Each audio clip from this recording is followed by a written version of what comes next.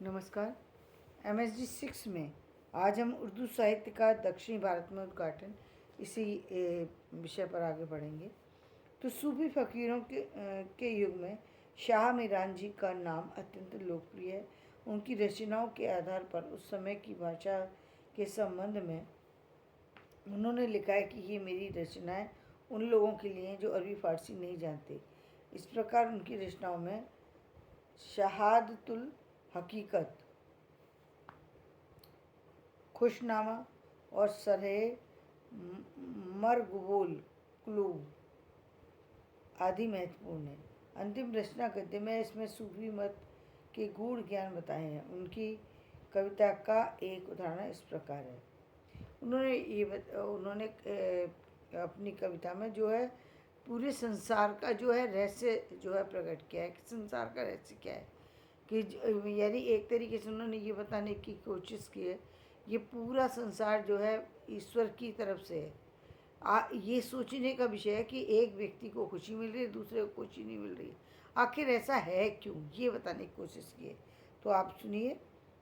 तू कादिर कर सब जग सबको रोजी देवे, तू सबों का दाना बीना सब जग तुझको सेवे, एकस माटी मूली देवे एकस माटी बाज, के तो भीख मगावे के तो देवे राज, के तो पाठ पितंबर देता के तो सर की लाया, के तो ऊपर धूप तलावे के तो ऊपर छाया, केते ज्ञान भगत बैरागी केते मूर्ख गंवार, एक जिन एक मानस कीता एक पुरुष एक नार। तो ये सारी पूरी सृष्टि जो है ना ये ईश्वर की बनाई हुई है और इसमें उन्होंने इस तरह की चीज़ें दी हैं कि एक अच्छा बनाया, एक बुरा बनाया, एक मनुष्य बनाया, एक राक्षस बनाया। आखिर ये सब है क्या, ऐसा किया क्यों है? प्रश्न उन्होंने ये सोचने पर बाध्य किया है कि आखिर इस संसार में कुछ लोगों के साथ अच्छा क्यों है, कुछ लोगों के साथ खराब क्यों है। इसका मतलब कोई तो कारण होता है ना।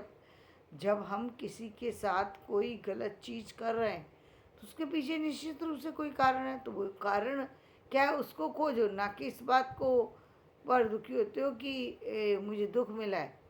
दुख क्यों मिला? क्योंकि उसकी कोई वजह है। अब उस दुख से एक ही है कि हम दुख को और आगे बढ़ा कर ले जाएं। कि एक व्यक्ति को सज़ा दी, कभी आपने देखा होगा छोटे बच्चे से आप समझ सकते हैं।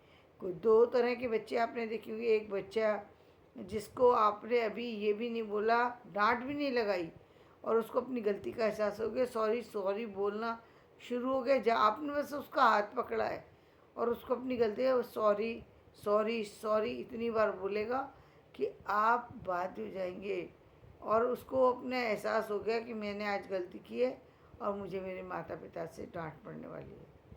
और एक बच्चा वो जो सॉरी भी की और फिर उस पर सॉरी तो कर ही नहीं और जो गलती की है उस गलती पर ही नए नए तर्क देना शुरू कर दिया। करा तो क्या हो गया, मार दिया तो क्या हो गया, ऐसा किया तो क्या हो गया। तो दोनों में जो है अब बारी आती है उस पिता की। एक ने सॉरी बोला, निश्चित रूप से उसको ईश्वर एक मौका और देगा, लेकिन जो गलती पे गलती किए जा रहा है उसको तो फिर क्या करेगा, कोई पिता हो या कोई भी हो वो उसको सज़ा देगा। तो ये सज़ा के रूप में कि एक को खुशी मिल रही है, एक को दुख मिल रहा है, एक को मनुष्य बनाया है, एक को जिन बनाया है, एक को जो है तरह तरह की चीज़ें दी हैं, सांसारिक सुख दी हैं। एक को कुछ भी नहीं मिलता, खाने की रोटी के लिए भी व्यक्ति तरसता रहता है। तो शाह अशरफ बियावनी लिखित नसरहार दक्षिण की दूसरी महत्वपूर्ण मसनवी है। इसी तरीके से एक दूसरे वो है हुए जो शाह अशरफ बियावानी है जिन्होंने ना सरहार दक्षिण की दूसरी महत्वपूर्ण मसनवी लिखी है। ये सन 1503 से 4 की है। इसमें कुल 9 अध्याय हैं, इसलिए इसका नाम 9 सरहर है। इसमें करबला की घटना का उल्लेख है। इस पर हिंदी का स्पष्ट प्रभाव दिखाई देता है।